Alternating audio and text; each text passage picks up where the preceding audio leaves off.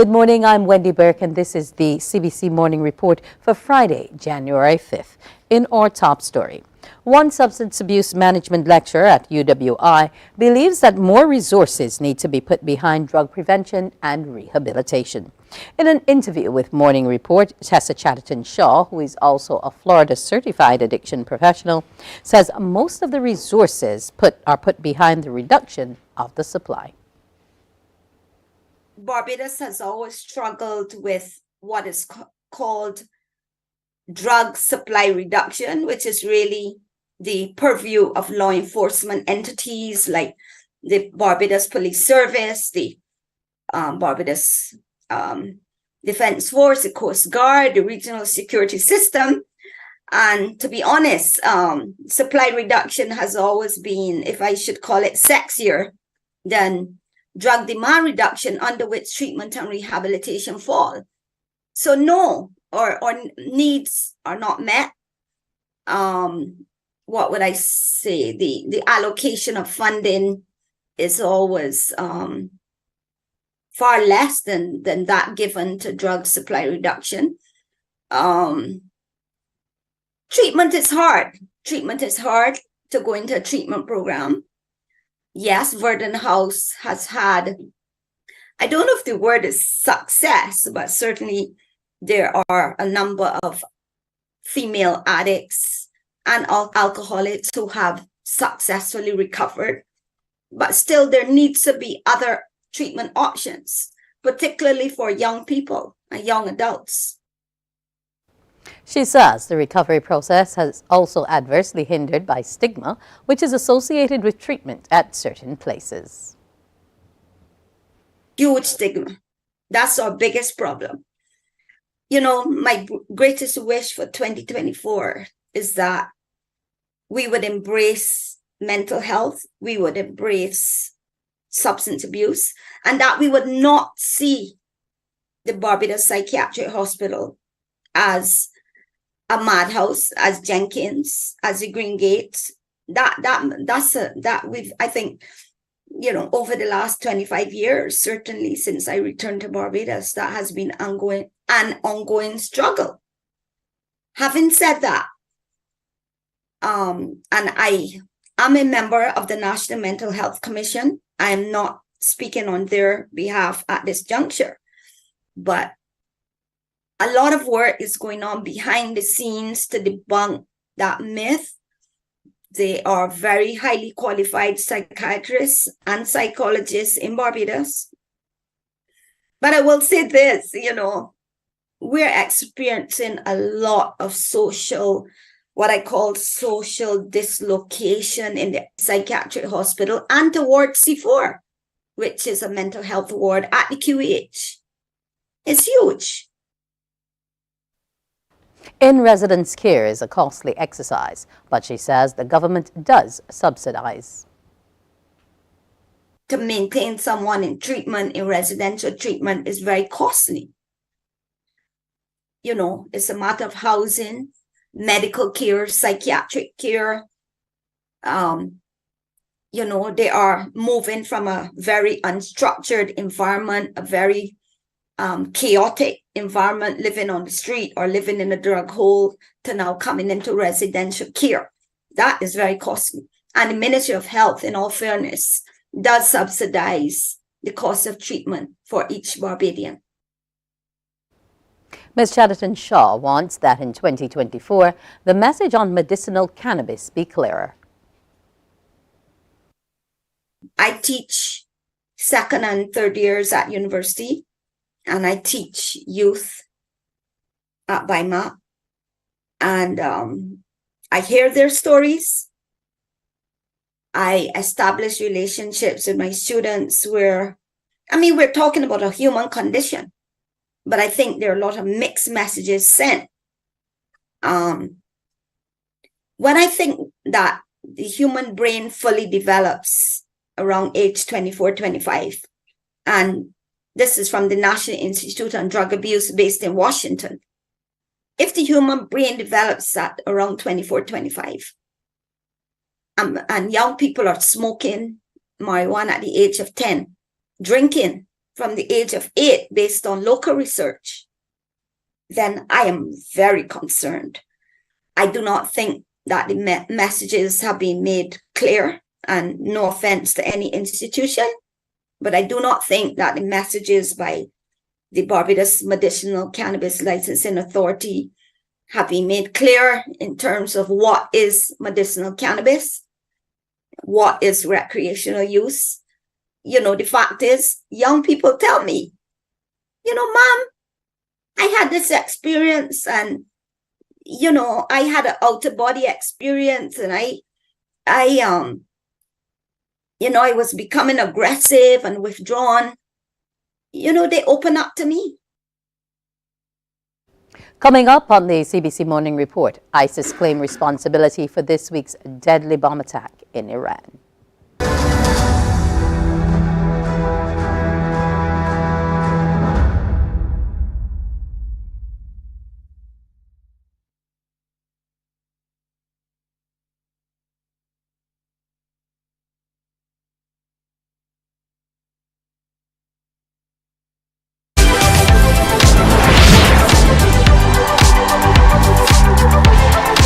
Karaoke is a platform for young aspiring singers to shine and express their musical abilities. Tune in to CBC TV8 on Mondays at 5:30 p.m. and repeat it on Saturdays at 2 p.m. and enjoy the performances of these talented young singers.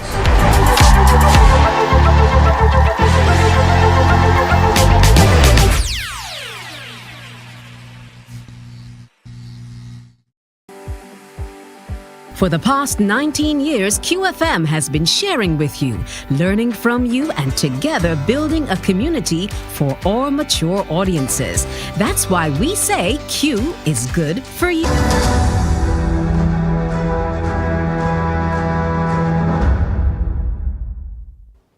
ISIS has claimed responsibility for the deadly twin blast near the burial site of slain military commander Qasem Soleimani in southern Iran. At least 84 people were killed and 284 injured in the blast on Wednesday in what was the deadliest attack in Iran since its 1979 revolution. The attack happened at a cemetery in the city of Kerman on Wednesday during a ceremony at the tomb of the assassinated senior general Qasem Soleimani. Iranian President Ibrahim Raisi and Supreme Leader Ayatollah Ali Khamenei have promised what they're calling a harsh response. Mohammed Marandi joins us now as political analyst from Tehran. Good to have you with us on the programme. We are getting reaction, obviously, that ISIL are claiming responsibility. So how would Tehran now react, knowing that ISIL is a sort of fluidly geographical group? Well, Iran has fought against ISIS for many years. The battle against ISIS in Syria and Iraq, and Al-Qaeda, for that matter, was led by General Soleimani, who was murdered by the Americans 4 years yesterday. And that's where this atrocity took place. He effectively defeated the Islamic State, which was closely linked to the West. And that's why many Iranians still are not sure that Israel was not somehow involved. During the dirty war in Syria, ISIS had bases alongside the Golan. And whenever the Syrian army would try to take those territories, the Israelis would shell Syrian positions and carry out airstrikes against the Syrians. And they would also treat ISIS patients. The same was true with Al-Qaeda.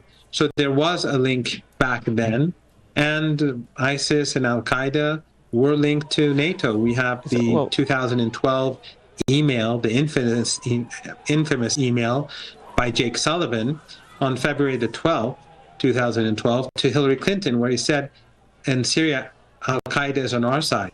And at that time, ISIS was a part of Al-Qaeda. Russia has budgeted $45 billion for this year in the war with Ukraine. Russia's 2024 budget speaks for itself. Around 40% of all federal spending will go toward defense and law enforcement.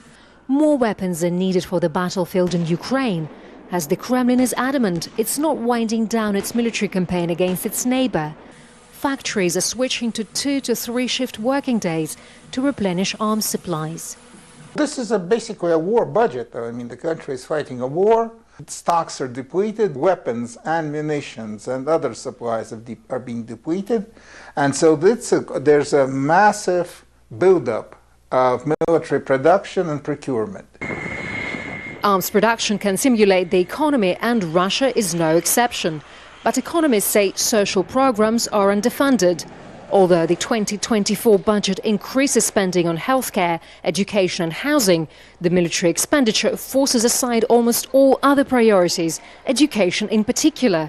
And that could lead to Russia lagging behind other developing countries in the future. What are defence costs? These are the costs of producing tanks, rockets and other munitions sent to the front lines and then more often than not are turned into a heap of twisted metal. From the economic point of view, this is burned cash because the final product is being destroyed. Then there's the threat of a global arms race triggered by the conflict between Russia and Ukraine. While most arms control agreements between Moscow and Washington are more dead than alive. Ukraine can't win an arms race against Russia on its own, but it's going to still have different kind of support from other rich nations, industrial nations. And that's not a very good scenario because there's going to be a Cold War and arms race internationally.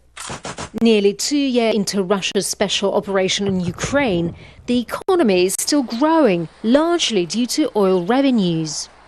It's a sign of its flexibility and durability. Currently, the country manages to cope in spite of all the sanctions imposed by the West. The oil price ceiling is not working. The so-called Russian state capitalism is choosing, as former British Prime Minister Margaret Thatcher once said, to put guns before butter. Time now to preview what's coming up on Morning Barbados. This morning, we're going to be dancing and singing. Yes, we're going to have Dance Fest in the house, Calvin Carvalho. We're also going to have one of the performers from Dance Fest in the house. Then we'll be hearing from the Martyrs. They're celebrating 50 years of one of their songs, and they've also released a new music video as well. So it's going to be all about the arts this morning. So stay tuned. More news, sports and weather after the break.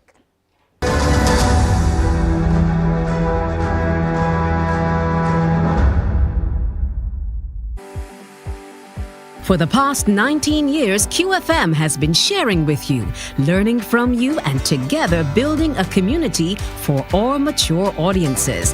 That's why we say Q is good for you. To our Q family, we say thank you for staying connected to Q 100.7 FM. QFM is a station of the Caribbean Broadcasting Corporation. CBC, celebrating 60, connecting Barbadian communities.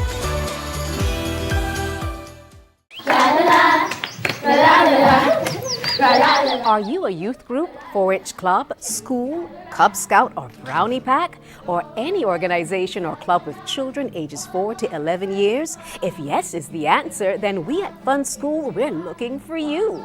Let's have fun singing, dancing, listening to amazing stories, doing craft, and so much more. I'm such a kid at heart. But to be part of this fun and exciting new season of Fun School, just simply send an email to Alicia Alves Grant at aa.grant@cbc.bb for further details. Fun School is back, and we're looking for you.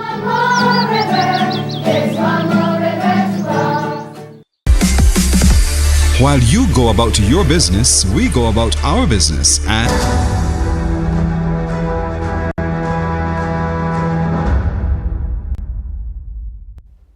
Scotiabank has decided to put its plans to impose a $1.25 charge on such transactions on hold. This is in response to the Central Bank of Barbados' directive to commercial banks not to impose fees on customers for online transfers to other banks or credit unions. In a statement to CBC, Scotiabank said it acknowledges the circular issued by the Central Bank of Barbados and in support of the central bank's focus on fostering the development of electronic payments, has taken the decision to pause the implementation of a fee for electronic payments through real-time payments and the automated clearinghouse from Scotiabank accounts to other local banks or credit unions. Meanwhile, a credit union has also responded to the central bank's recent directive. Chief Executive Officer of the City of Bridgetown Credit Union, Steve Bell, told CBC News they will follow the central bank's lead. Our position is that we will always adhere to any directives issued by the central bank. While the central bank is not our main regulator because we regulate the FSC, being a member of the RTP real-time processing rail, we have to adhere by any directives issued by the central bank in that regard. As it relates to if the credit union considered implementing such transactional fees, Mr. Bell had this to say. The City of Bridgetown Credit Union is committed to delivering the best of quality services to our members at the most efficient price. We are aware and are cognizant, however, of the significant costs involved in building out an efficient, safe, secure payment platform using various digital platforms. What we do, we encourage our members to utilize the most efficient rails for effecting their transactions, while we position our internal costs to ensure that we can compensate for the loss of revenues, expected revenues. So in short, we're not looking at this point in time to introduce such fees, but more in terms of adjusting our internal operations to ensure that the profitability of the credit union continues to be sound. The just concluded Christmas and New Year's period was an unusually busy one for the emergency ambulance service. This was disclosed by consultant head Dr. David Beyer as the service unveiled the newest addition to its fleet. CBC's Sharika Griffith reports. The emergency ambulance service responded to between 1,500 and 1,600 calls over the last month. Consultant head of the service, Dr. David Beyer, confirms this was above average. I said that 1,500 to 1,600 calls for December was a little bit of an anomaly because normally that really is usually in the region of 1,200 or so. So, with the holiday season, you have more incidents happening, both traumatic in terms of motor vehicle accidents as well as interpersonal violence, as well as you have more illnesses based on the non-chronic communicable diseases or so, diabetes, high blood pressure. So you find persons may have crises related to those illnesses and stuff a little bit more at the Christmas time, especially people may not take their medication, people indulge a little bit more, etc. And that bears out in the traffic that you get. Dr. Beyer was speaking as a new state-of-the-art vehicle was unveiled, bringing the number in the fleet to 10. It is expected to improve the ambulance service's ability to respond to calls in 2024. But he says staffing will also need to be increased, as currently there is only enough manpower to put about 5 or 6 ambulances on the road at any one time. We have actually made the recommendation to have some more staff, and I think that is before the powers that be. So hopefully, if that is approved, we should be able to have more staff to be able to service the population. And Minister in the Ministry of Health with responsibility for the QEH, Dr. Sonia Brown, is reminding members of the public the ambulances are for emergencies. Oftentimes we have patients calling the ambulance service for what could be deemed not necessarily emergent, but luckily we have very well-trained staff. In association with the Barbados Community College, we are making sure that we are upgrading the staff continually, hoping to get new staff in as well. But this is just one of the first steps, or not the first. We have had other ambulances before, but this is another step towards patient care. With an aging fleet of ambulances, some in service from 2014, officials have confirmed more have been ordered and are expected on island towards the end of the year. Sharika Griffith, CBC News. A small plane crashed off the Grenadines island of Bequia yesterday with no survivors. More in this report from journalist Sharon Garraway.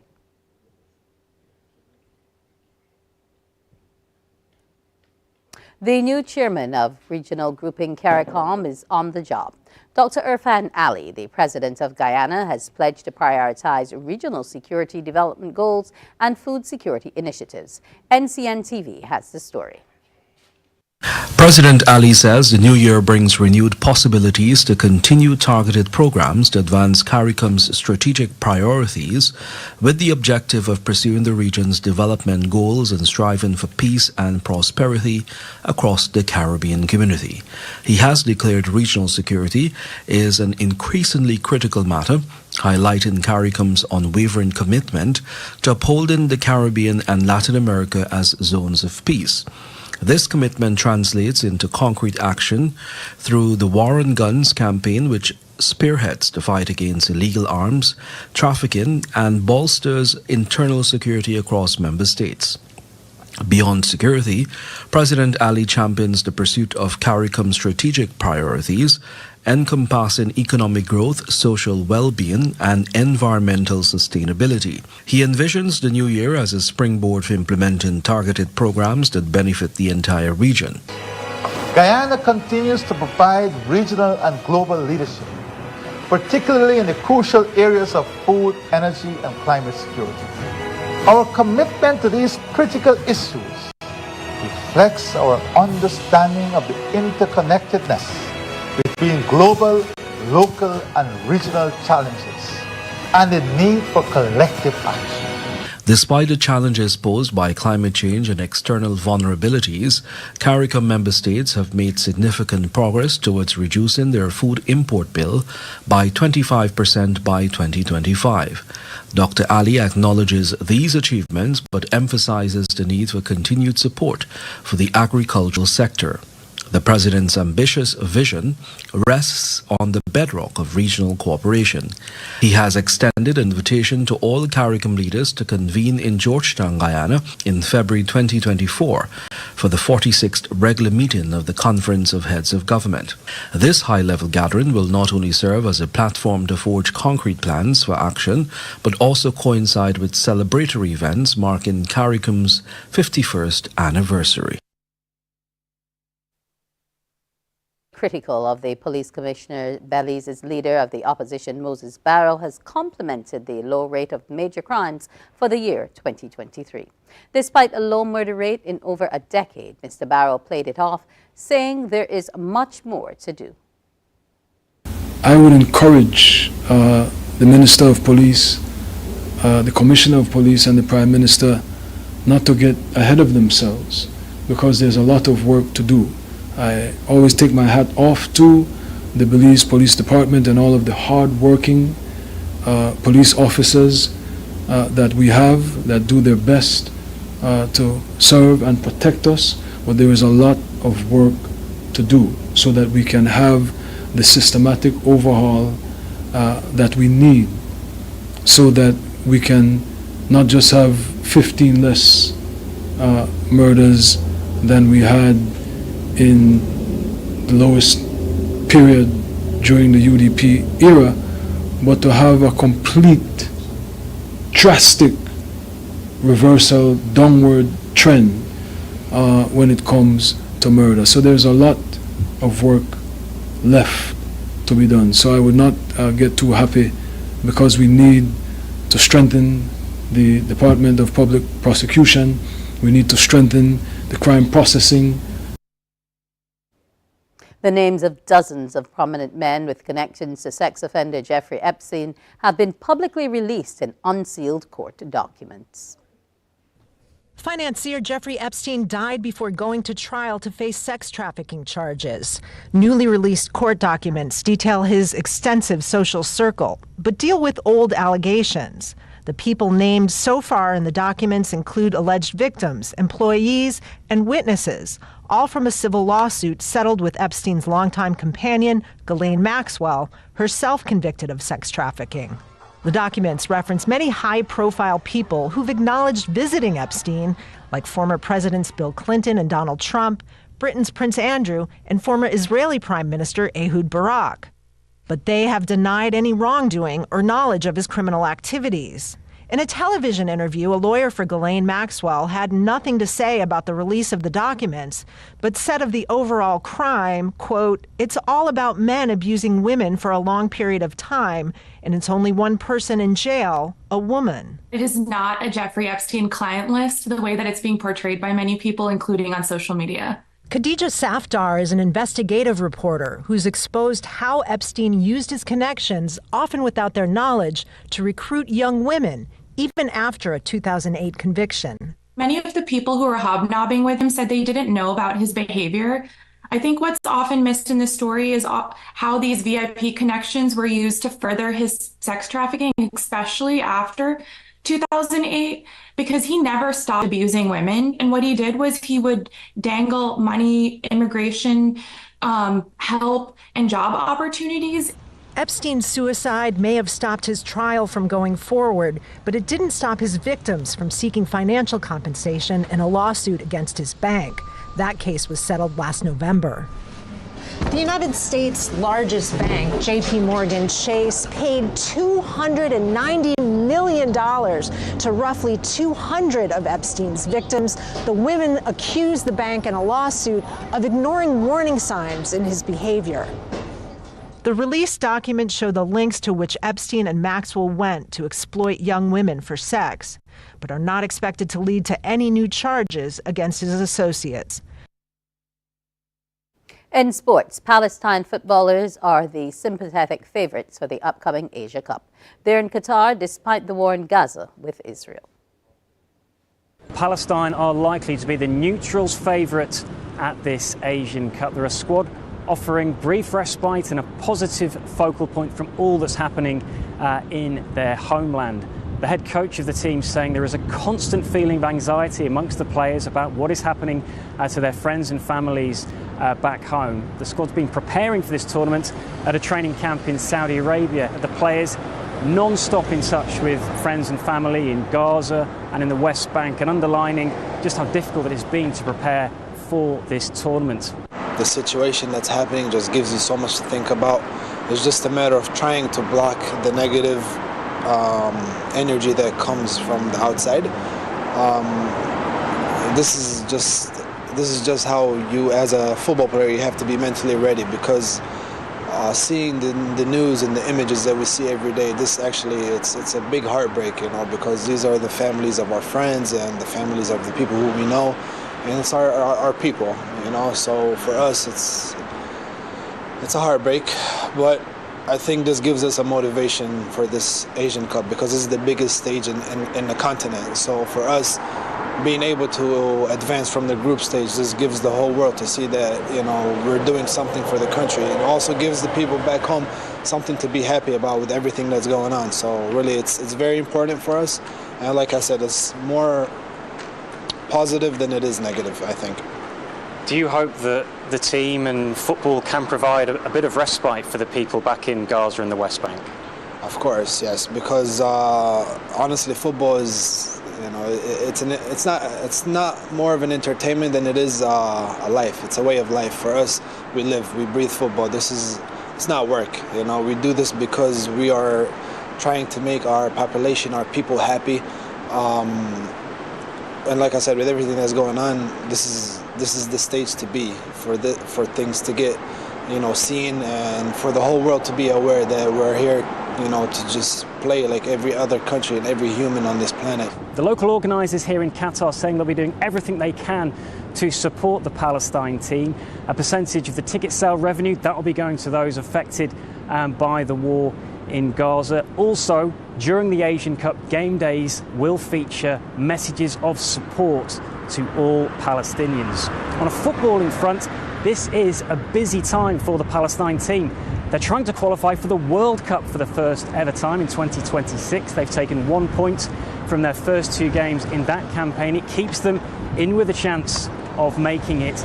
This will be their 3rd Asian Cup appearance. Never before have they managed to win a game at this tournament. It would be quite the moment if here in Qatar they could secure that historic victory in a group that also includes Iran, Hong Kong and the United Arab Emirates.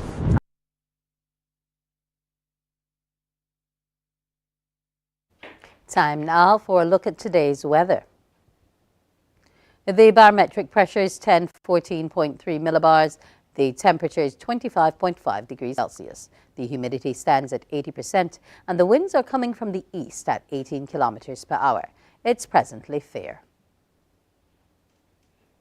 The seas are smooth to moderate in open water, with swells ranging from 1.5 to 2 meters and steady. The first high tide will be at 10:33 a.m. and the second at 11:46 p.m. The first low tide was at 3:57 a.m. and the second will be at 5:44 p.m. The forecast for Barbados today, a mix of clear skies and clouds with brief isolated light showers. Tonight is expected to be a mix of clear skies and clouds with brief isolated light showers. That's today's morning report. Our next newscast is Newsday at 12 p.m. on TV8, followed by The World at 1 via our radio network of stations. It's time now for Morning Barbados, and we'll be having Calvin Carvalho. Wake up, wake up, wake up, wake up. Barbados, get up. Good morning. Good morning, Barbados. Good morning. Good morning to you. Good morning. Morning, morning, morning. Good morning to you. Good morning. Morning, Barbados. Good morning. Good morning to you. Good morning. Morning, Barbados. Good morning. Wake up, wake up, wake up. Morning to you.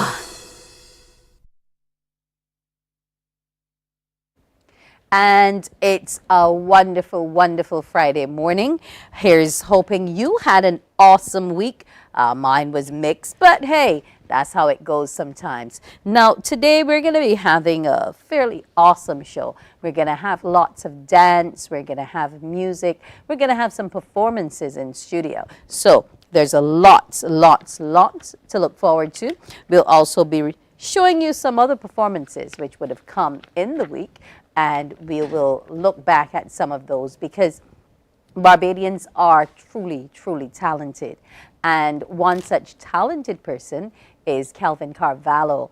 I don't know how long he's been around dance now. I don't want to age him, but I have known him dancing from the time I was a girl. So that would tell you how long we've been about this. But Calvin is the person who ran Dance Fest 2023 after it re-emerged, and he's also a choreographer. Good morning to you. Hi, good morning. Good morning.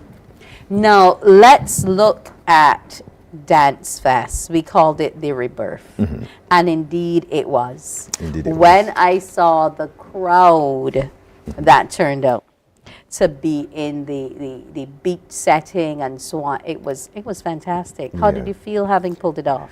Well, from the reports on the night of the event, everyone loved the atmosphere that was created, and the environment was really conducive, for such. And and as I said, they were under the stars, watching the stars on the stage, and the whole thing about coming in from a stiff environment and going into one that is more relaxed on the beach, bring your own table, chairs and so on. Yep. And it was a really, it's like a big lime on the beach, but with the best talent you will find in Barbados in dance. Now let's talk about that talent and the various genres of dance that we would have seen on stage. Well, on that particular night of the event, we had groups like Multifarious, and who does the street dance and so on, but they put a lot of comedy into their piece, but yet still delivering serious messages. And Dance Fest is really for the groups that don't get the opportunities, right? And believe you me, you find some. You mean the ones who don't go to like the ones BCC who, or UWI? Right. The ones who won't go to BCC, the University of West Indies, the ones who wouldn't go to NIFCA, right? These are the groups that we tend to target. Okay. But for the rebirth, we would have used. We had lots of groups that came and participated that would have took part in NIFCA last year as well, right? But the aim is to get into the trenches of the communities, say like Silver Hill, Gaw Hill, Kendall Hill, Baxter's Road, and so on. Is what for you does street dance embody, and what does it help its practitioners to do? Because for me, it's an outlet to get rid of some of the pent-up frustrations and so on, to show that you do have raw natural talent. Yeah, street dance always tells a story. It always tells a story, and it is also therapy in that the young men and women who are on the block, right, and they get together and they dance in the communities, and recently, because I am in the trenches, I'm going from community to community and so on. And recently we have been, normally you see guys on the block. Now you're seeing girls on the block with the guys, right? And they're doing some amazing stuff, So what they're doing, all with the gadgets and so on, they are using the technology to help enhance and to tell their story. Social media. So a lot is happening right now on the ground in the trenches of the less fortunate communities. Okay. Right? So now let's look at how we might be able to help them transition.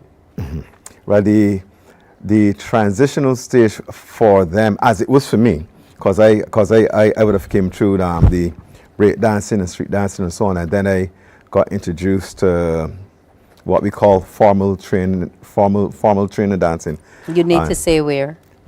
My formal training dancing was with Tyrone Trotman. Tyrone Trotman. I used to dance with a group called the Flip Rock Dancers at that time. I remember them. Right. And they hail from Black Rock, huh, people? Yeah, they hail from Black Rock. They came from Black Rock. And Robert Weeks was our manager then. And he insisted that we go and take other classes at the Barbados Dance Theatre at that time. And at that time, I would have seen people like Jerry Levine, right? Gene Carson. Who was in Jamaica, big name in Jamaica. Yes. Adrian Cummins, and there were so many different males dancing then, and males weren't afraid to dance, and now we are seeing men now coming back in to dance, getting back into dance, because dance is a man's thing. Okay. Right. Real men dance. Real men express themselves. So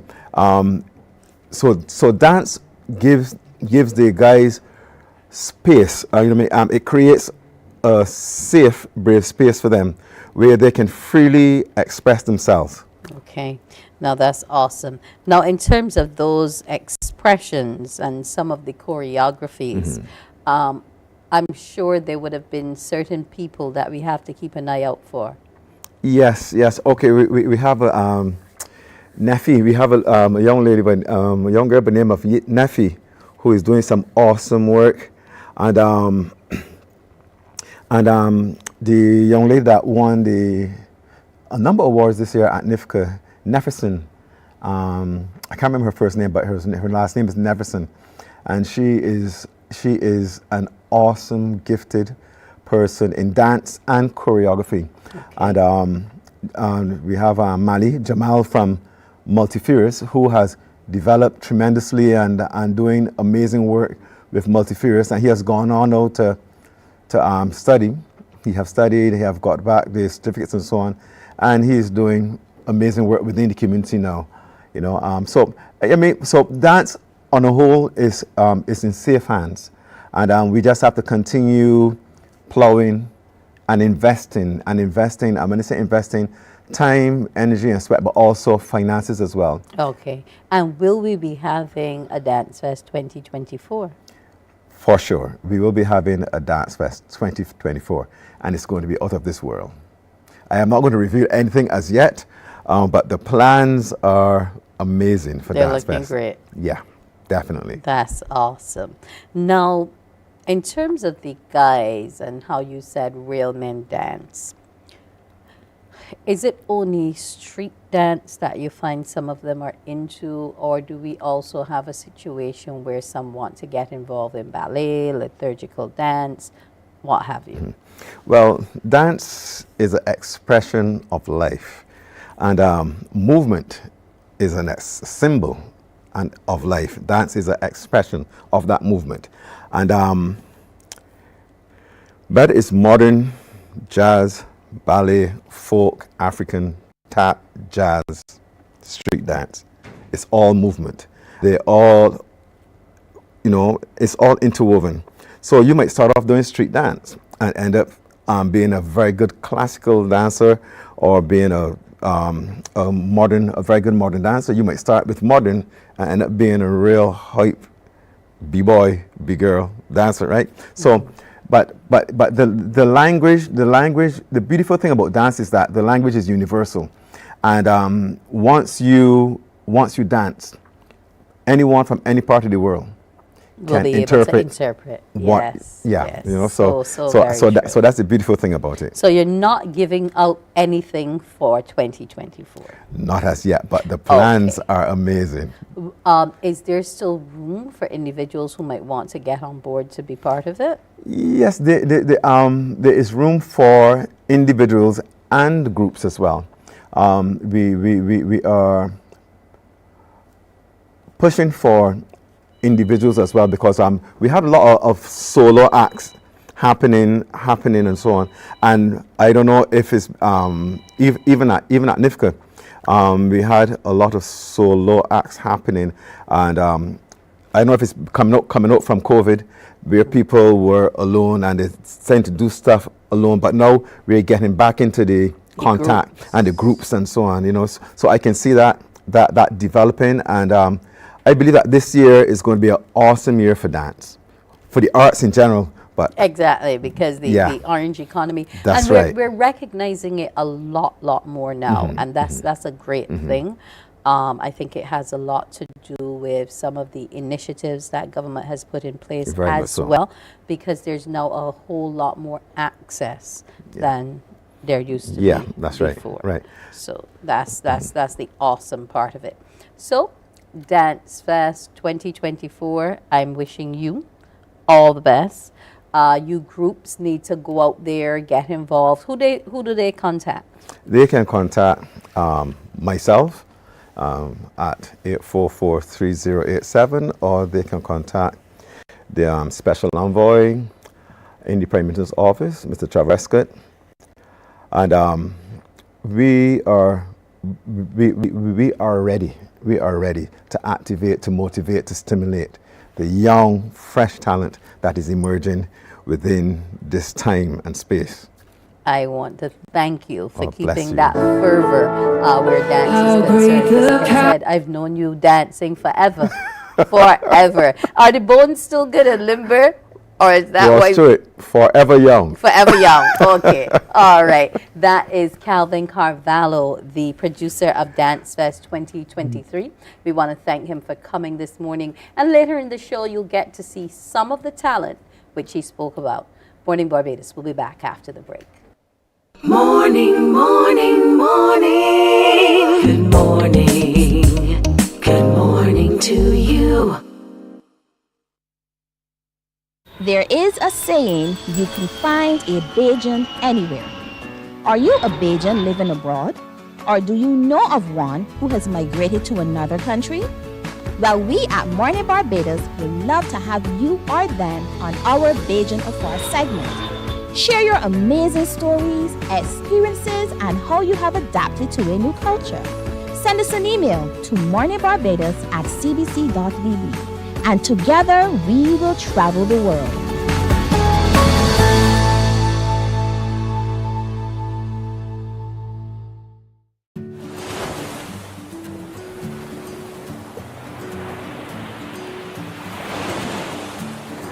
Oh, hi. My name is Stacia Whitaker, and I'm a registered dietitian nutritionist and a member of the Heart and Stroll Childhood Obesity Prevention Coalition. My motto is when in doubt, leave it out. And it goes for when I'm eating, because sometimes things have ingredients that we're not sure of, and I like to keep it simple. And if I'm eating something and I'm not sure the ingredients in that particular thing, then I choose to leave it out. So I keep my snacking simple with fruit, nuts, or just water. It's easy to remember, there's no added ingredients, and it's also very nutritious. So remember, childhood obesity is real. Morning, morning, morning. Good morning. Good morning to you. And we're back. We had Mr. Carvalho talking about talent, but we do have a lot of talented Barbadians, and a number of them actually do live and perform abroad. And one such person is Cherise Richards. She is an actress and singer, and she has been in the musical Shrek. She would have been on the show just a few days ago on the 2nd of the month. And here now, let's see Cherise.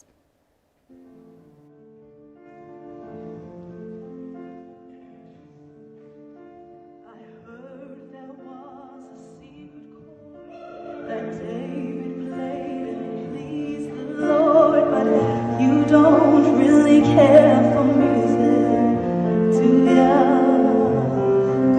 Well, it goes like this: the fourth, the fifth, the minor fall, and the major lift, the baffled king composing hallelujah,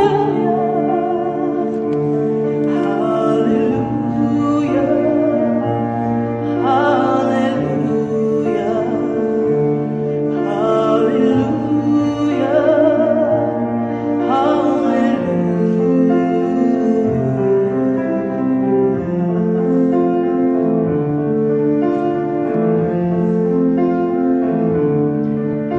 Well, your faith was strong, but you needed proof. You saw her. And that performance was in Guildford, where Cherise was at her drama school. Welcome to you, Cherise Richards. Hello, Happy New Year to everyone. Yes, Happy New Year to you too. And you are quite a happy individual. Now, Cherise is on her musical journey. Young? Yes. Yes, she is, but she is doing what she wants to do and is enjoying doing. Now, at this point, she's in the cast of Shrek the Musical. But Cherise would have been here in Barbados, a student at the Frederick Smith, and then you transitioned to Harrison College. Now, after that secondary school stint, how did you get to be doing your bachelor's at Conti? Okay, so I realised early on, while I was at Harrison College, that I did want to pursue musical theatre, and I grew up in England, so I thought I'd go back there because I know the musical theatre scene is, you know, it's great there. So I looked up some drama schools, and when I auditioned, I got into some of them, and Italia Conti was my first choice because I just felt really welcome and happy there. I felt like the teachers and the tutors were looking out for my best interest and my individual interest as a performer. So that was the main thing that made me want to go there, and I realised that I would have a space there and they would. Okay, you know. So everything's complete now where the studies are yes, concerned. so I graduated last year now, 2023 in July, and it was actually my graduation day on the first day of Shrek the Musical, so I didn't end up going to graduation the day. I went to the grad ball, which was nice, and I still got my certificates and things like that, which was amazing because now I've got a bachelor's degree, which is great. So congrats to you. You. And I'm sure it was a lot more fun to know that you'll be doing something to make money and that degree is already kicking in and working for you. Yes, I mean, even before I completely graduated from the degree, in my third term of my third year, I was able to have the opportunity to be the understudy of the lead in a musical called Once on This Island.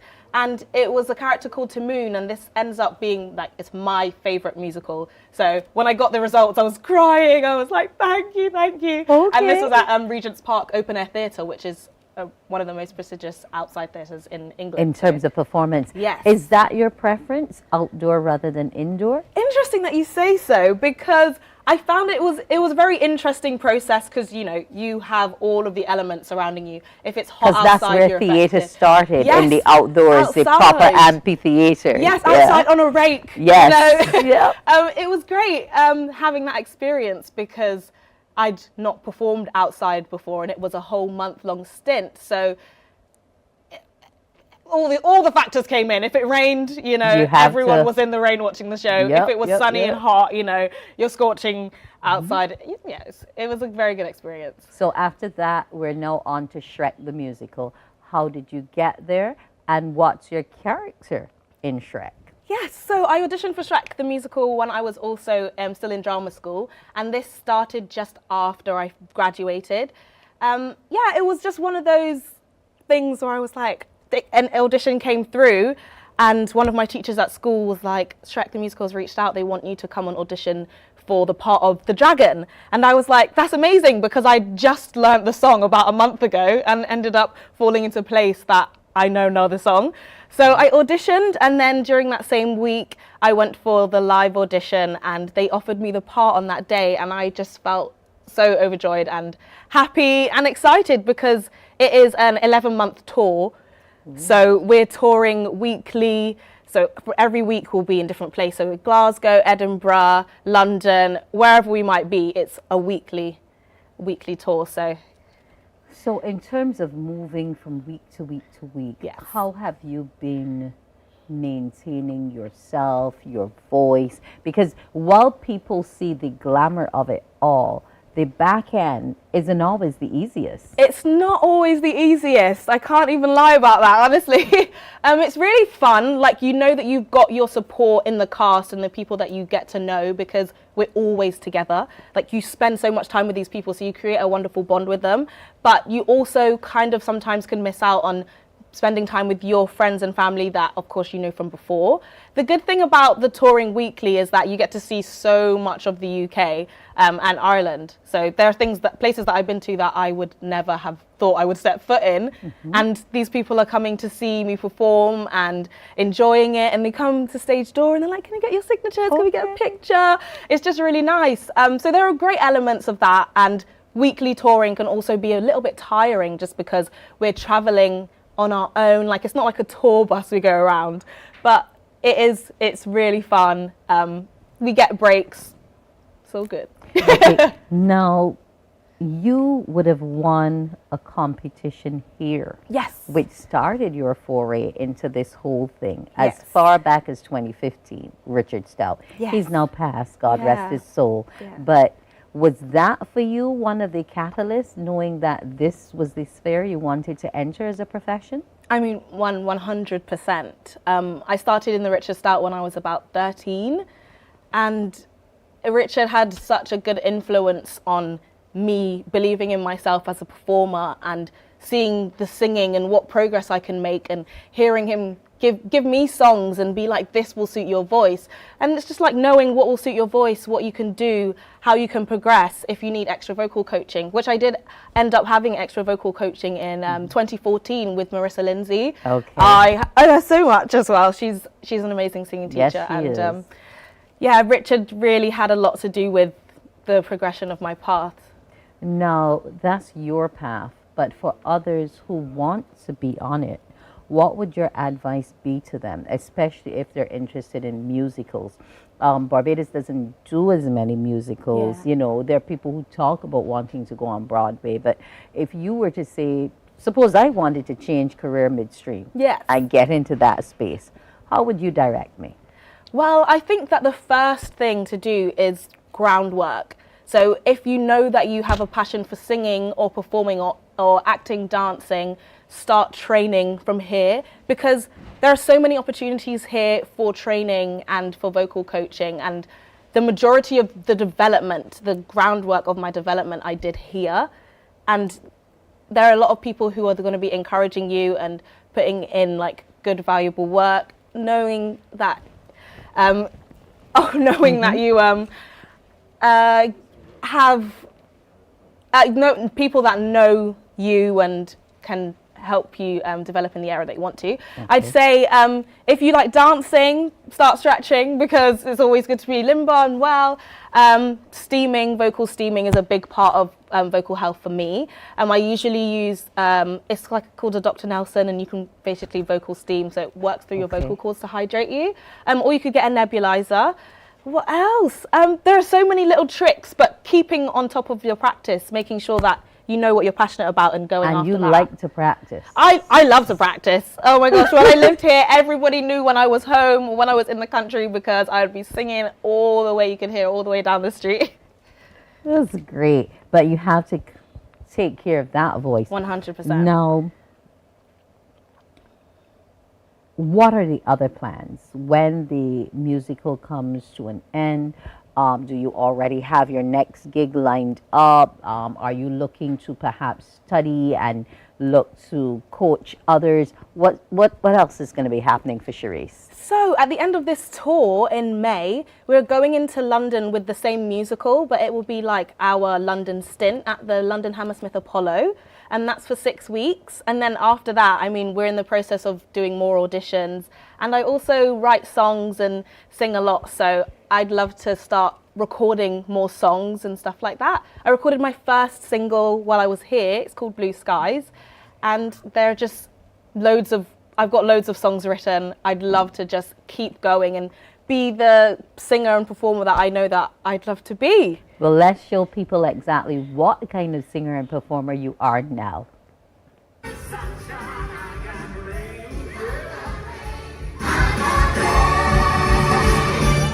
you looking good. Then I saw her face. I saw her face. I'm a believer. I'm a believer. And God had a strength. I tied my heart.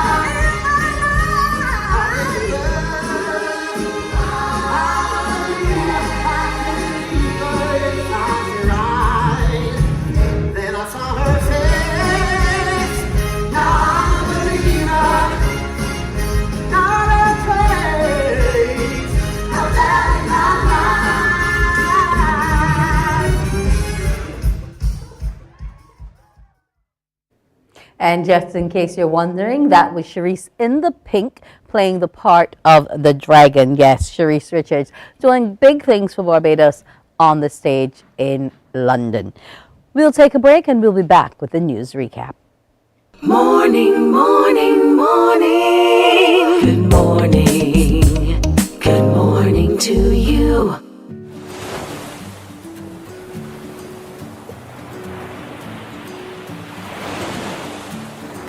Oh, hi. My name is Stacia Whitaker, and I'm a registered dietitian nutritionist and a member of the Heart and Stroke Childhood Obesity Prevention Coalition. My motto is, when in doubt, leave it out, and it goes for when I'm eating, because sometimes things have ingredients that we're not sure of, and I like to keep it simple. And if I'm eating something and I'm not sure the ingredients in that particular thing, then I choose to leave it out. So I keep my snacking simple with fruit, nuts, or just water. It's easy to remember, there's no added ingredients, and it's also very nutritious. So remember, childhood obesity is real, so choose healthier alternatives. And when in doubt, leave it out.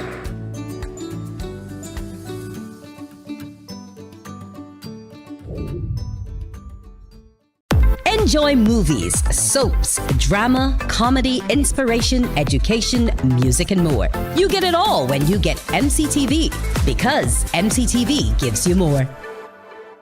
Morning, morning, morning. Good morning. Good morning to you. With your morning news recap, I'm Wendy Burke. One substance abuse management lecturer at UWI believes that more resources need to be put behind drug prevention and rehabilitation. In an interview with Morning Report, Tessa Chatterton-Shaw, who is also a Florida certified addiction professional, says most of the resources are put behind the reduction of the supply. Barbados has always struggled with what is called drug supply reduction, which is really the purview of law enforcement entities like the Barbados Police Service, the Barbados Defense Force, the Coast Guard, the regional security system.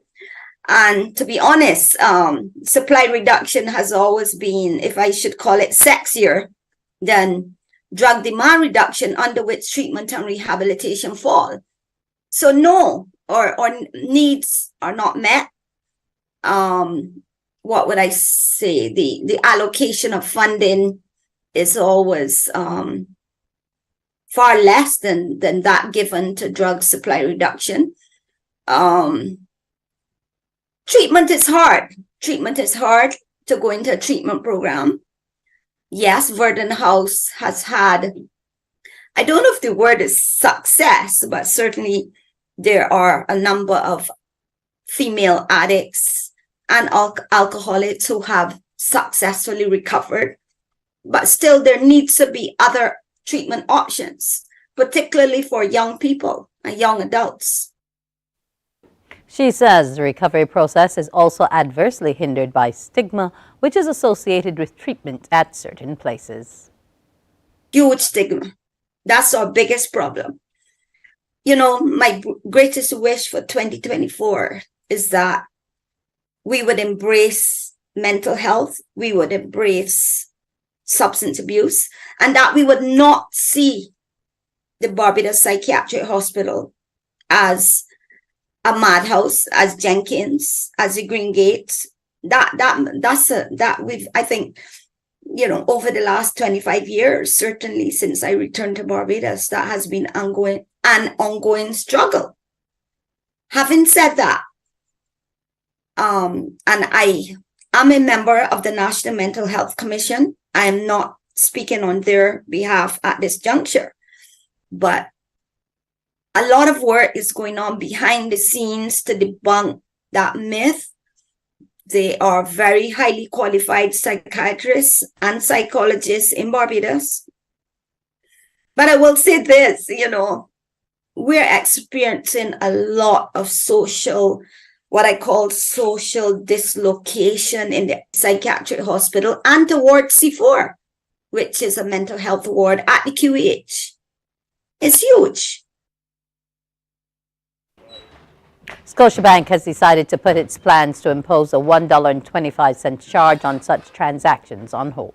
This is in response to the Central Bank of Barbados' directive to commercial banks not to impose fees on customers for online transfers to other banks or credit unions. In a statement to CBC, Scotiabank said it acknowledges the circular issued by the Central Bank of Barbados and, in support of the Central Bank's focus on fostering the development of electronic payments, has taken the decision to pause the implementation of a fee for electronic payments through real-time payments and the automated clearinghouse from Scotiabank accounts to other local banks or credit unions. Meanwhile, a credit union has also responded to the Central Bank's recent directive.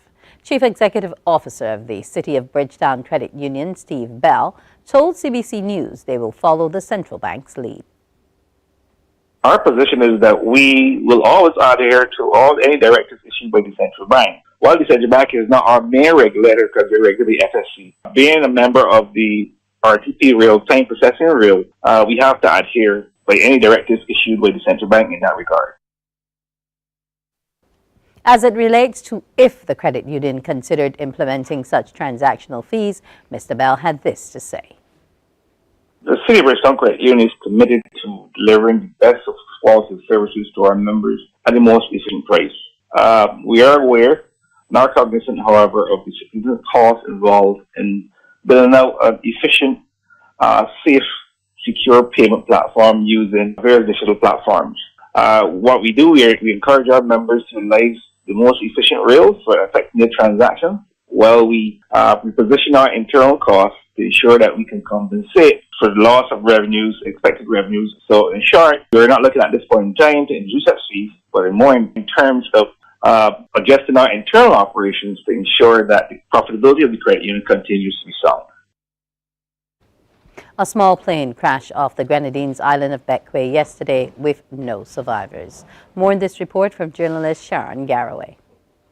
The small aircraft registration number 434023B, owned and piloted by Robert Sash of Bequia, departed James Mitchell Airport departed Farm Beckway at 12:11 p.m. with 3 passengers on board. Kristen Klepster, 51 years, of USA, with his daughters, and Nick Klesper, Madita Klesper. Well, from what we heard, the destination was St. Lucia.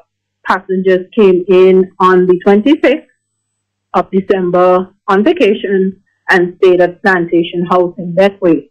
So from what we know is that all souls have been lost. So Coast Guard has been out there recovering the bodies and so forth. Fishermen have been helping the Coast Guard, but from what we heard, all souls have been lost. So very sad time here in St. Vincent and the Grenadines. Reporting from St. Vincent and the Grenadines, Sharon Garraway.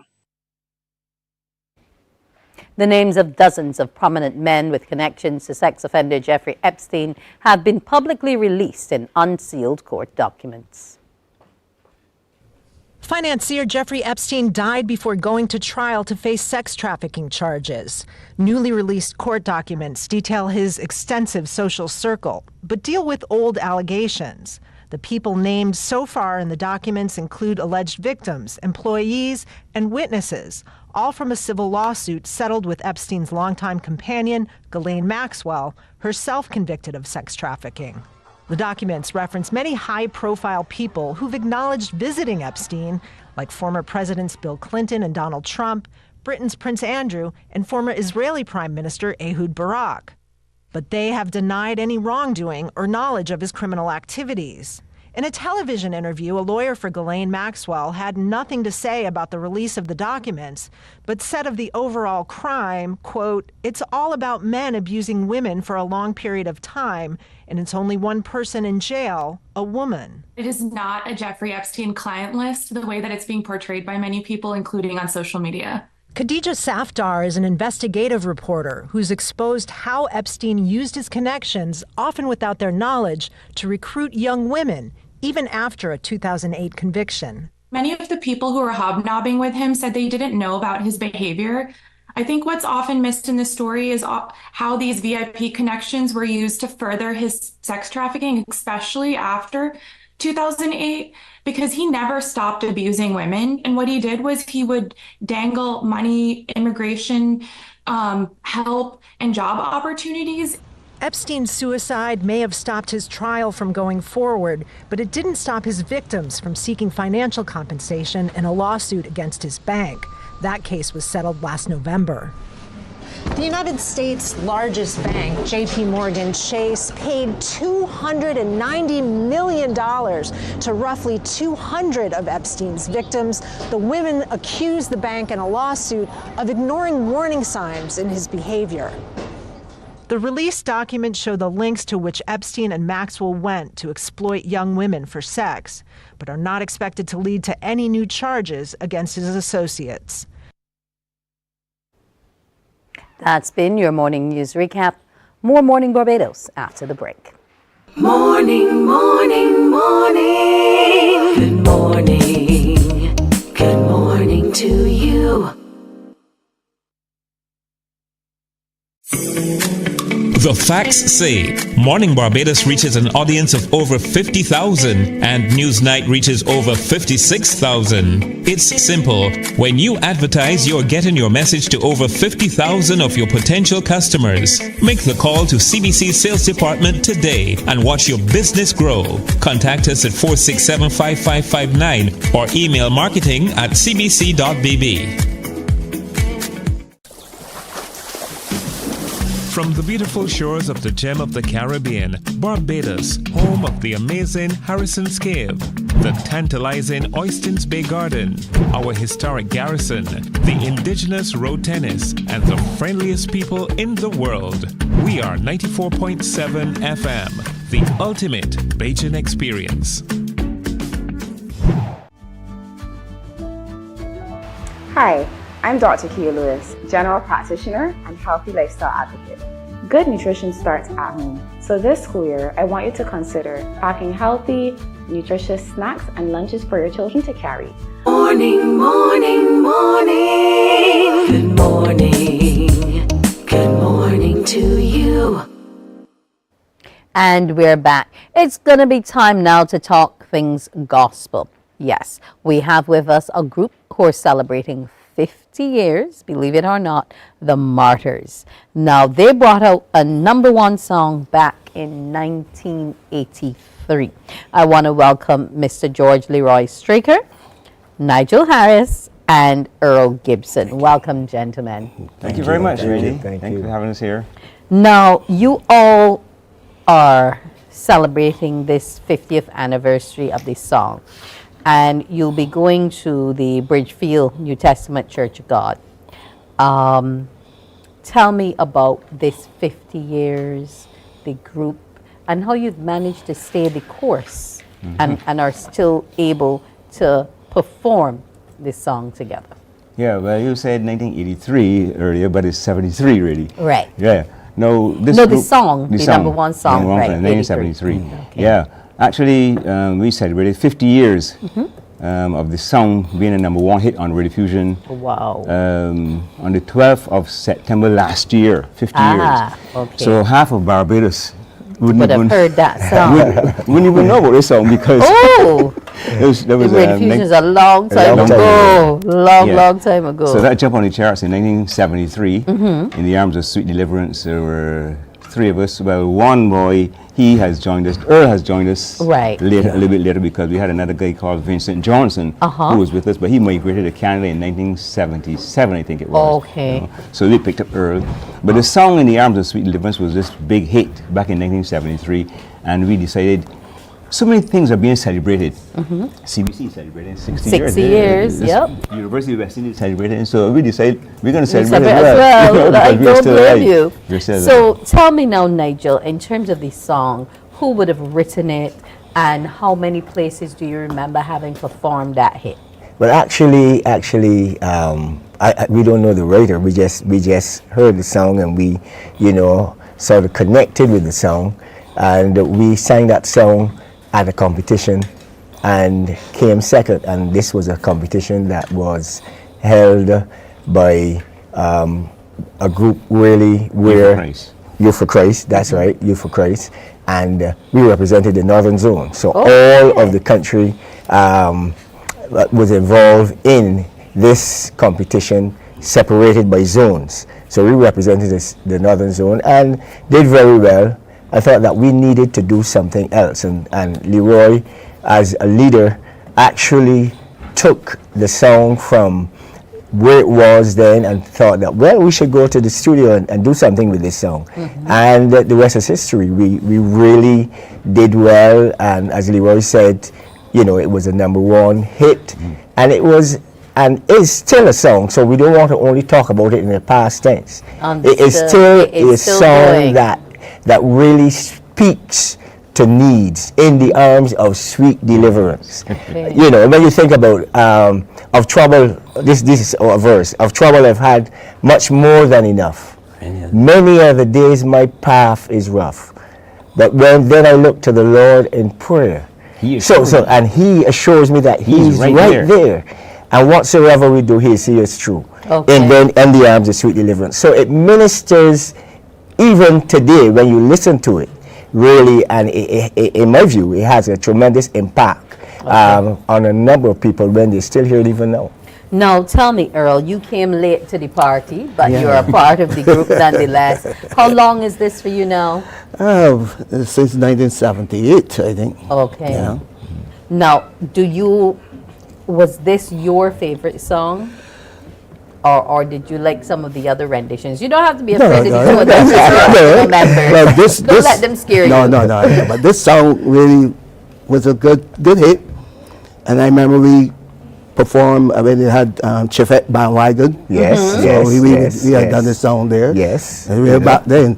So it was a good hit for me, and we did well with it. You imagine those things are so far behind us now. Far behind us. But in terms of looking at that song and where gospel is now, right? How do you all feel knowing that it's been able to stand the test of time?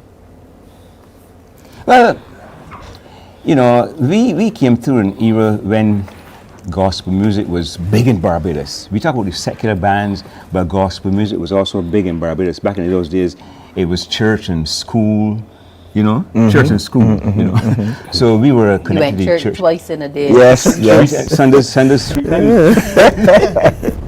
So we were connected to the church, and we got to give some praise too to the band though that backed us. We had a sweet backing band called the Grenadines Gospel Band. Remember that band? Yes, you know, yes, from yes, Fox yes. Club. Okay. Yeah, in St. James. You know, they were from a New Testament church down there too. And if you hear the music to the song, you're going to realize it. But so we came from that era when it was school and church. A lot of playing, a lot of phones. We had phones in those days and that sort of thing. So we concentrated a lot on the guitar. You had to walk a couple miles to carry the message. Yeah, right. That's it. You know, different thing altogether. So the song really impacted big time. And I must say also, when we recorded that song, that was recorded at a stereo sound studio, a studio that was held by a fellow called Rosa, Eddie De Silva. Rosa. Were you waiting for? We were waiting for yes, Calypso. yes. He had a studio in River Road, Stereo Sounds Studio. And I took the band, the group in there with this gospel band called the Grenadines Gospel Band. In those days, you had to sing your song one time, you didn't have machines to plug in the cut down. And so we went into the studio and sang this song, man, one time down, boom, live band, so drums and all tell me that. who sings the different roles in the song? In the song? Well, I sang sort of soprano. Okay, Nigel. and you, Nigel? Yeah, I did the first tenor. First tenor, Second, and you were second tenor. second tenor. Yes, Okay, yes. So the harmonies. And have you found over the years that you've been able to maintain your voices? You Yeah. still do your vocal exercises and that kind of thing? We sang at the celebration that we had in Bridgefield Church and on the 12th of September last year. And Brooklyn Church. Yeah, man. yes. Wings of a Dove. Zoom, that zoom, one I zoom. know, on the wings of On the a wings snow of a and snow. dove. Yeah. In the arms of sweet Yeah. deliverance, we sang some of the songs there, and people were elated by it. Those people who would have known of us, like I said, it was 50 years ago, so the under 50s wouldn't know much about these songs, or so, but these persons who were like 60 plus and 70 and all that. They would have it. And that is what brought out the video, because after we had the song doing so well, we decided, listen, we should put this thing on video. Okay. And we went and recorded the video, so you see the video of the song. It's on YouTube now, and we got together and had my videographer to come and do this video and to sort of enliven the song again, put some life in it again. In the arms of sweet deliverance. Nigel, why the Martyrs? That question is asked all the time. Why the Martyrs? Because you're still very much alive. Yes, we're very much alive.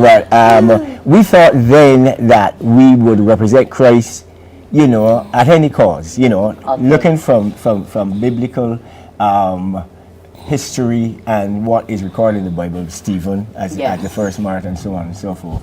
We thought that we were going to represent Christ at any cost, right? I mean, we were young, when you were young, you were fearless, that sort of thing. And the name stuck. It was almost organic rather than we sat down and say, let us do this, as a name. It just came out, and the guys said, well, let's keep this name. Now, you were talking about young, but I feel Earl is saying you all can speak for yourself. Let's look and see what the guys look like back then. Oh my! Yeah. Big afros. Yeah. Now we have no hair. No hair. In those days, we were afros. Yeah, but those were good days, weren't they? Those were good days. Now it's the New Testament Church of God, Pentecostal life. That's like church. Symbols, music, and church starting at 10 o'clock and 2 o'clock. You're still at church. Still at church. Yeah, man. Because I grew up in the New Testament too. Sunday school and church and daytime and nighttime is church again.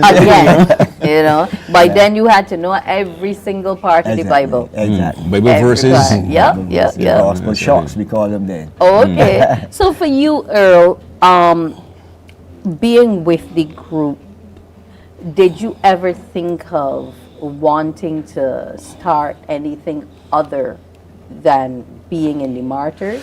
Not really. It was a joyful time with the guys, so we just stick together up to now.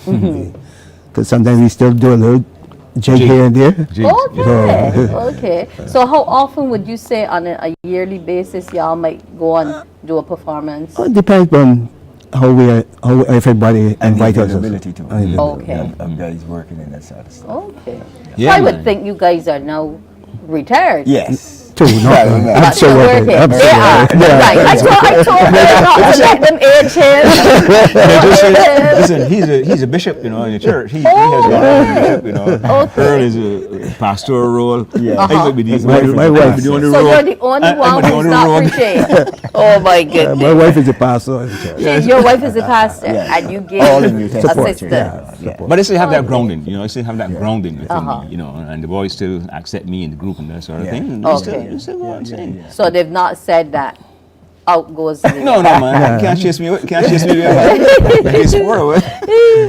No.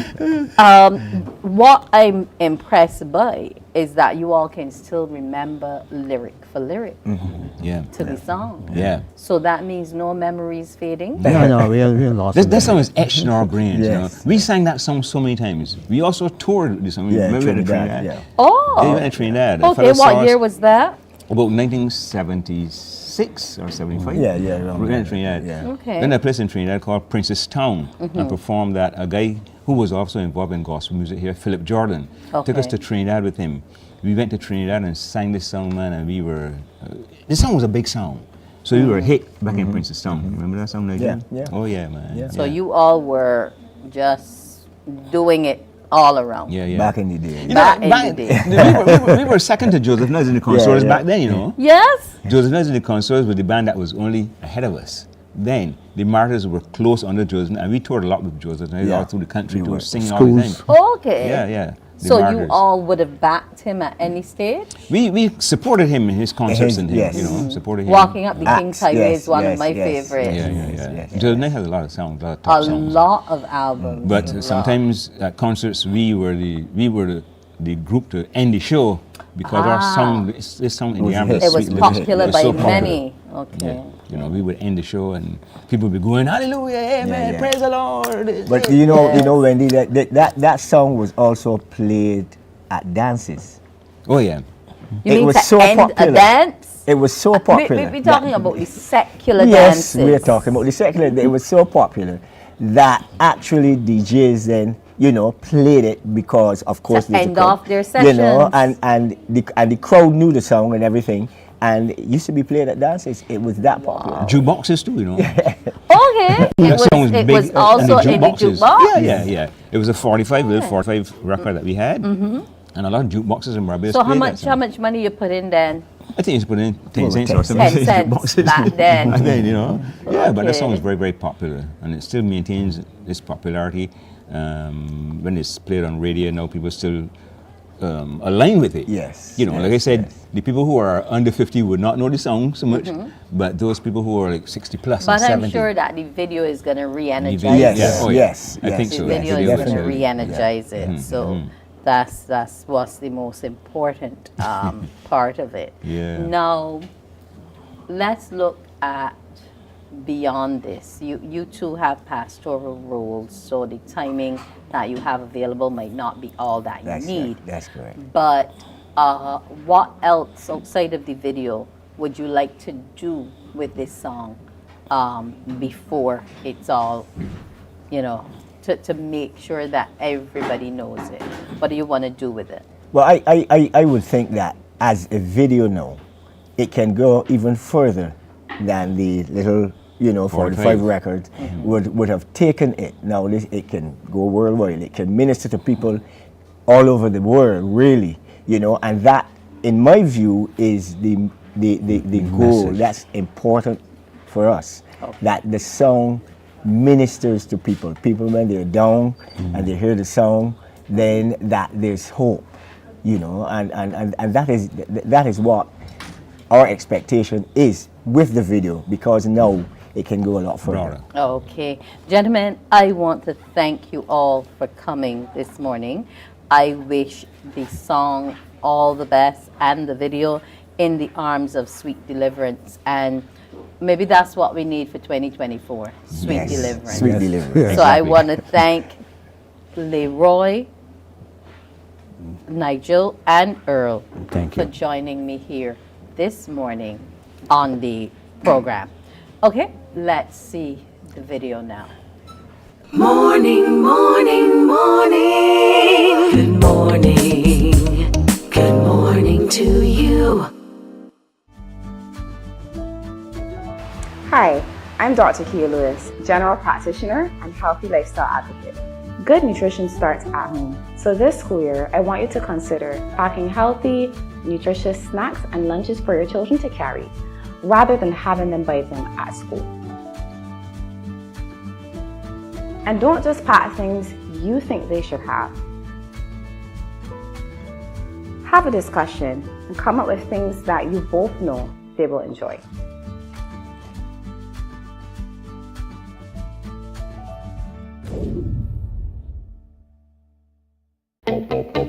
We enjoy a game of dominoes and singing karaoke. I just love cruise. When you love me just a little bit longer. You get to relax and have a drink and listen to some nice music. It's something different. It's spectacular. It's fabulous. You know, it's a different feeling altogether. I never feel so good in a party yet. Follow me to Q in the Community this Thursday. So good in a party yet. You know why? My friend, you don't plan to get her. Oh, Barbados. Morning, morning, morning. Good morning. Good morning to you. For us to see what that sweet deliverance is all about. Here now is the video by the Martyrs.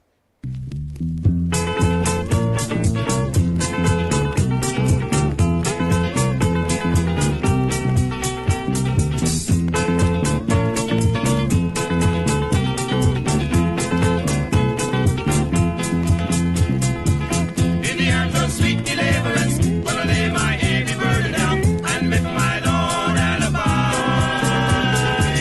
But that's my traveling days are done in a land somewhere beyond the sight.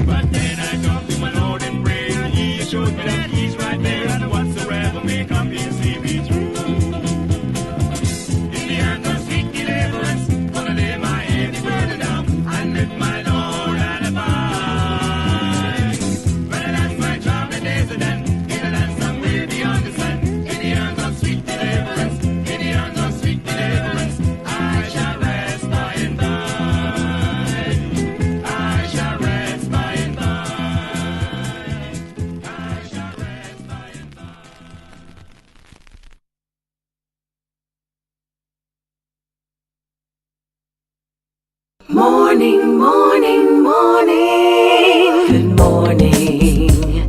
Good morning to you.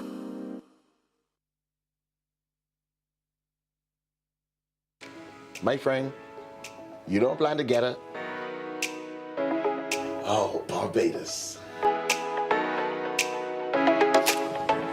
Hey, I'm KB Clean. Join me 6 a.m. until 10 a.m. right here at 94.7, the best and ultimate Bajan experience. My show is called Bajan to the Bone.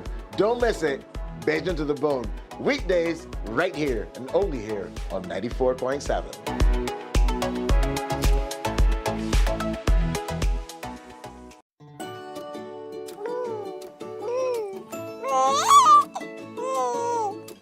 I'm Anne St. John, a consultant pediatrician. When packing healthy lunch boxes, do include a fruit, which includes a banana, apple, orange, or grapes to supply fiber. Aim for low-calorie packaged snacks without the mention of flour or sugar. Morning, morning, morning. Good morning. Good morning to you. Remember, we told you that it was going to be a morning all about the arts. Yes, we're going to have some dancers with us now. And we have Neffy, who was probably one of the youngest performers at Dance Fest last year. Little Neffy, she's just 10 years old, a class 4 student.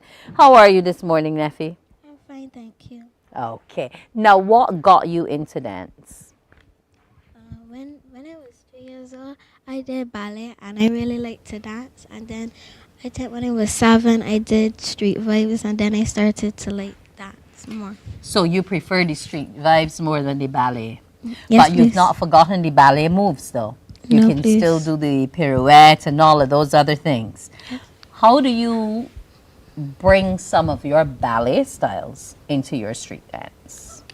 By doing splits and gymnastics and also turns and stuff like that. Okay, so how long does it take Neffy on average to choreograph a performance?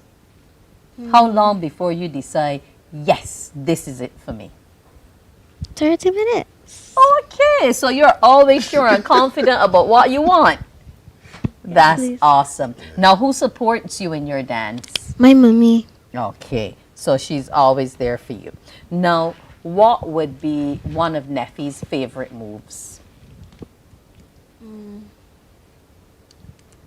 Probably like the splits when I do Okay. the dancing. Right. So are you also in gymnastics at school as well? Yes, please. Okay. So am I going to get to see you also too at knapsack? Because these legs look pretty strong. Yes, please. Okay. So what's your favorite race?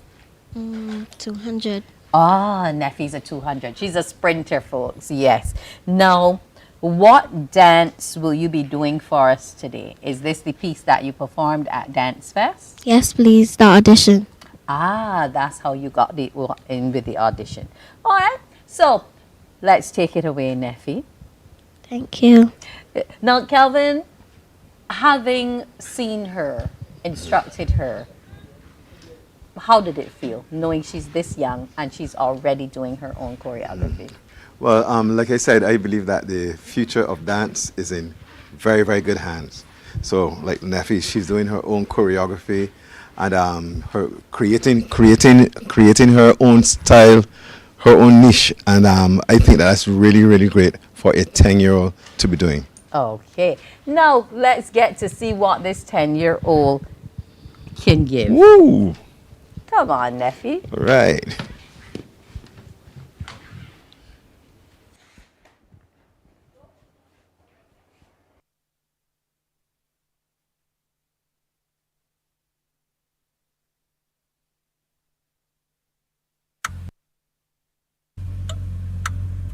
Take a seat, right over there. Sat on the stairs, stay or leave. The cabinets are bare and I'm unaware of just how we got into this mess. Got so aggressive, I know we meant all good intentions. So pull me closer, why don't you pull me close? Why don't don't you come on over? I can't just let you go. Oh, baby, why don't you just meet me in the middle? I'm losing my mind just a little. So why don't you just meet me in the middle? In the middle, baby. Why don't you just meet me in the middle? I'm losing my mind just a little. So why don't you just meet me in the middle? In the middle. Oh, take a step back for a minute into the kitchen. Floors are wet and taps are still running, dishes are broken. How did we get into this mess? Got so aggressive. I know we meant all good intentions. So pull me closer. Why don't you pull me close? Why don't you come on over? I can't just let you go. Oh, baby, why don't you just meet me in the middle? I'm losing my mind just a little. So why don't you just meet me in the middle? In the middle. Looking at you, I can't lie. Just pouring out admission, regardless of my objection. Oh, and it's not about my pride. I need you on my skin, just come over, pull me in, just. Oh, baby, why don't you just meet me in the middle? I'm losing my mind just a little. So why don't you just meet me in the middle? In the middle, no, no, baby. Why don't you just meet me in the middle? Oh, yeah, I'm losing my mind just a little. So why don't you just meet me in the middle? Oh, in the middle, baby. Why don't you just meet me in the middle, baby? I'm losing my mind just a little. So why don't you just meet me in the middle, middle, in the middle, middle? Morning, morning, morning. Good morning. Good morning to you.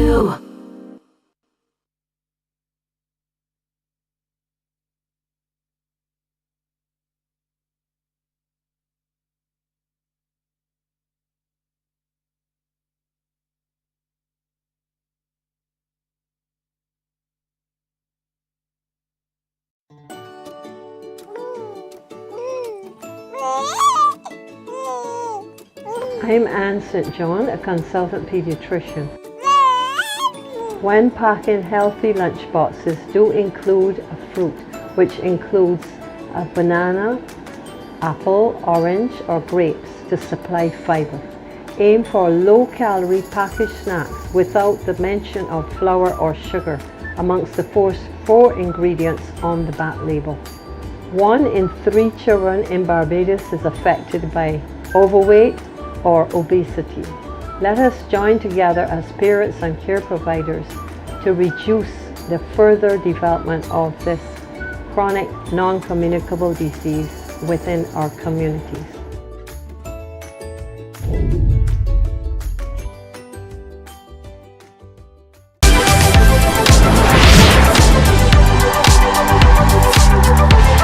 Kids Karaoke is a platform for young aspiring singers to shine and express their musical abilities. Tune in to CBC TV 8 on Mondays at 5:30 p.m. and repeat it on Saturdays at 2 p.m. and enjoy the performances of these talented young singers.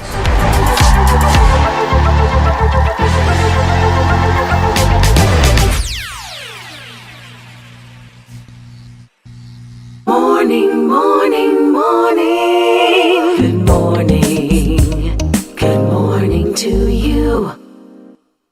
and little Neffy is doing big things. Let's hope that this young lady keeps at it, because from what I've seen, she's going places. Another group that's going places that would have been a part of Dance Fest as well are the Level Up Dancers. With me this morning is Kelly Conliffe, the manager of the group. Good morning to you, Kelly. Good morning to you. Yes. Now, in terms of Level Up, how long has this group been together, and what are the genres of performance? Believe it or not, just 2 months. They do a bit of some contemporary, they do dance hall at the moment. But we're looking to upgrade and do more, genres of music and dance, They're also a drama group as well. Okay, so they're multi-talented. Yes, please. Okay. How many members strong are we talking about? We are talking 13 strong.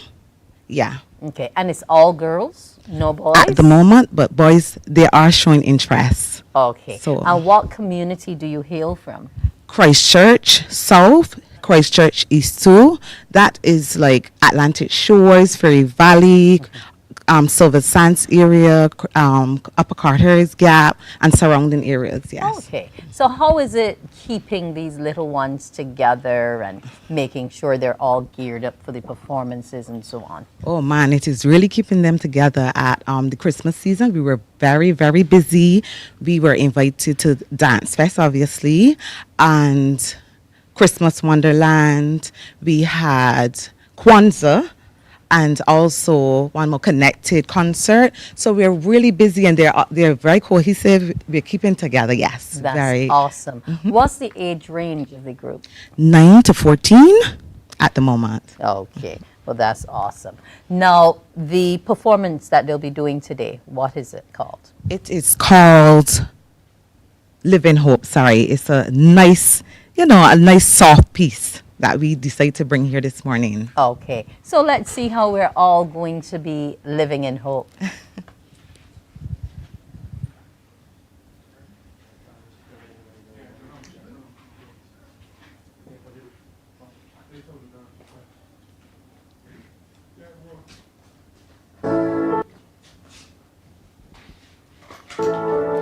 How great the chasm that lay between us, how high the mountain I could not climb.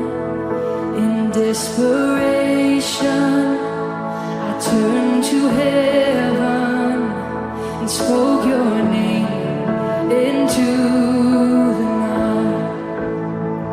Then through the darkness, your loving kindness tore through the shadows of my soul.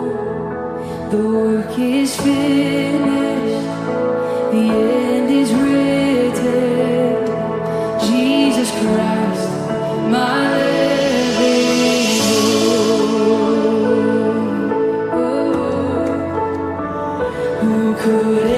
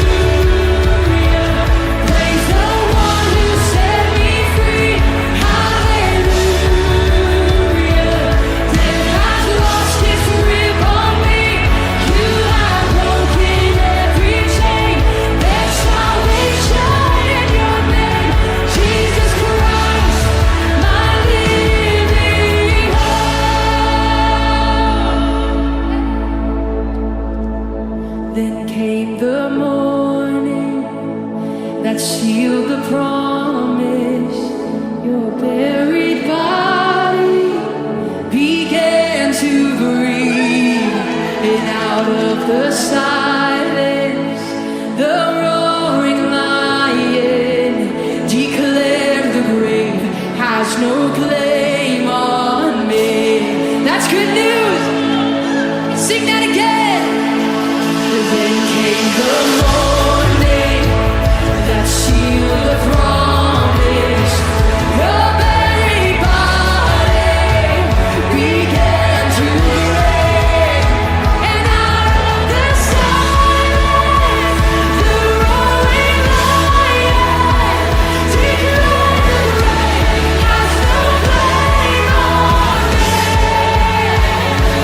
Jesus is yours, He's the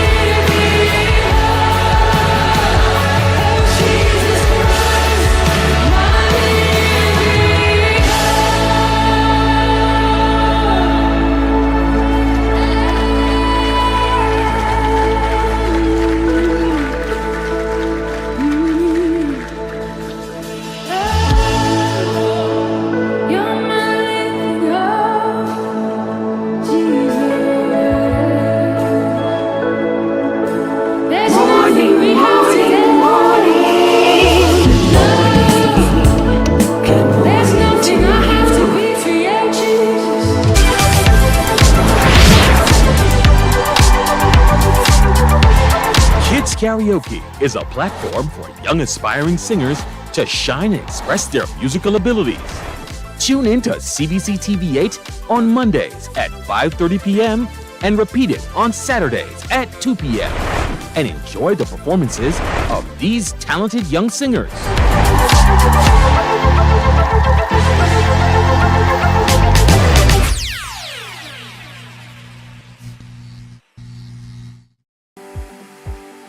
For the past 19 years, QFM has been sharing with you, learning from you, and together building a community for all mature audiences. That's why we say Q is good for you. To our Q family, we say thank you for staying connected to Q 100.7 FM. QFM is a station of the Caribbean Broadcasting Corporation. CBC, celebrating 60, connecting Barbadian communities.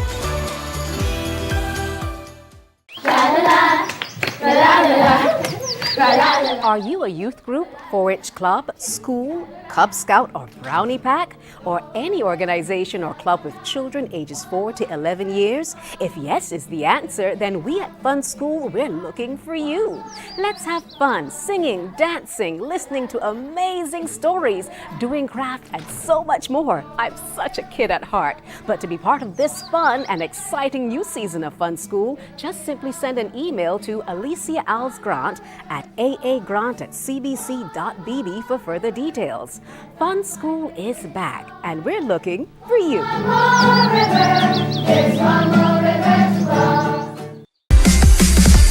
While you go about your business, we go about our business, and that is gathering the news. Stay up to date at CBC News Barbados on Facebook, Instagram, and Twitter.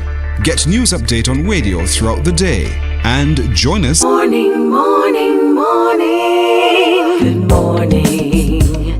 Good morning to you. We got a chance to see the Level Up dancers, and believe it or not, they are a product of the Youth Sport and Community Empowerment Program, which looked at teaching various cultural aspects across communities in Barbados. It's time now to see some more talented Barbadians, and we're going to be having a video by Keisha Christian every year, every Christmas.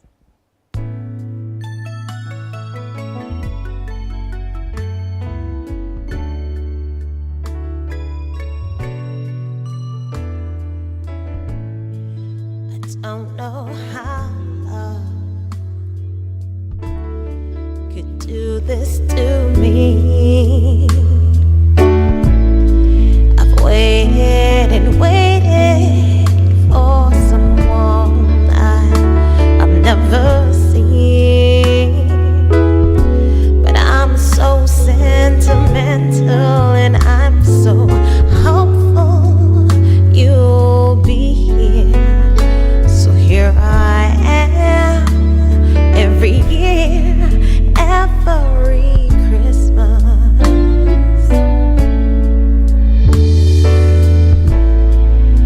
and I wish for you in my heart and in my head, and I got my answer that first moment where we met.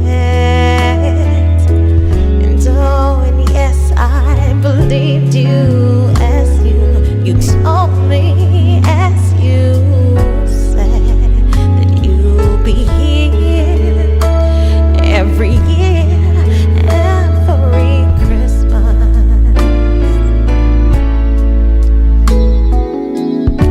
And there must be a lesson for me to learn, 'cause if you don't trust in love, you get nothing in return. And why should I be lonely? Don't tell me it's fine. I have my pride, but I'd rather be with you tonight. So much emotions is driving me mad, but I'll take my chances with these feelings that I have, and I'll come back to that same corner where we met, and I'll be here every year, every Christmas.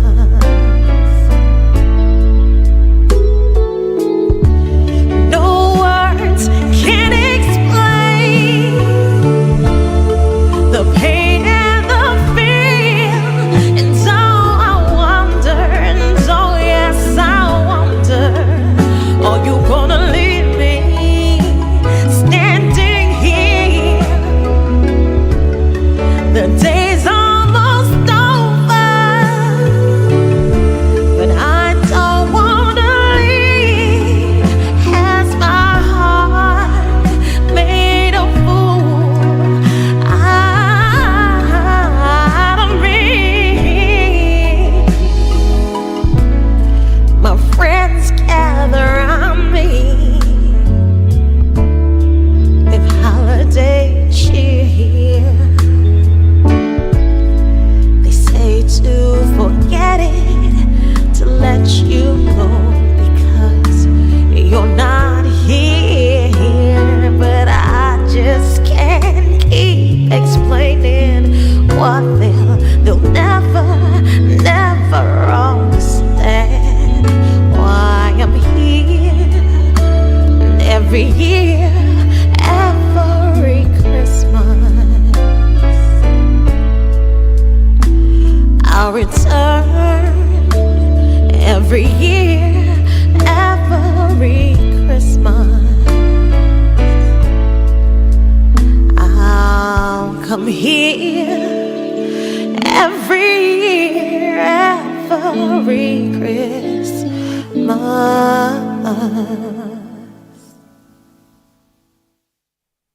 And that's Keisha Christian. I told you Barbados is full of talent. Yes, we want to thank her for that Christmas rendition there. We also want to thank some of the guests who were on this morning doing big things in dance, doing big things in song. I mean, it's no small feat. Calvin Carvalho started out break dancing, then went and had formal training, and now he's the one who is helping to manage Dance Fest. 2023 was big, folks, big. I'm expecting 2024 to be even bigger. Young Neffy, that's a lot of talent right there under her belt. Started in classical with ballet, and now she's moved on to some other stylings which she enjoys. That's a little powerhouse there. You see her. She said she's into athletics. She's also into gymnastics. And these are the things we need to encourage our children to be a part of. Active engagement, positive engagement. We also have the other dancers, the level up dancers, and while they're only 2 months in, they're already beginning to make their mark, coming together from 9 until 14. You know, that's a good captive year, age range to be in. It's important to have our young girls, just as much as our young boys, engaged in positive behaviors. Yes, it very much is. So here's to Kelly Conliffe, the manager. Keep doing great things with and for these girls, and I hope the boys will come soon and join, because like Calvin said, dance is a man's thing. So don't think that, you know, because it's dance, it's male or female.